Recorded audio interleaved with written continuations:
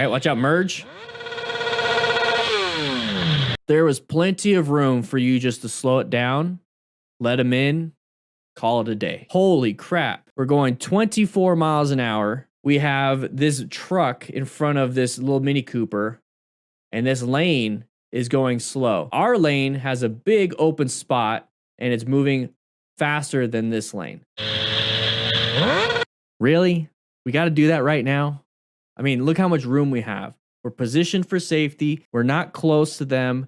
We are in a staggered formation, basically. So even if that person goes all the way into our lane, we're not going to get hit. It's just going to remove our space cushion and remove some of our line of sight. That's why you reposition for safety. That's why you plan your ride. Position for safety. Locate the hazard. Adapt to the hazard by moving. Navigate a threat if you had to.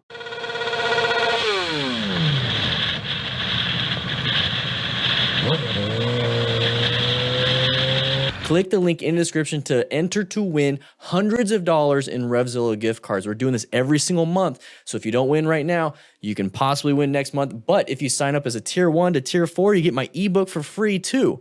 Check it out. Link is in the description. Link is in the description. Click, click, click. Link in description.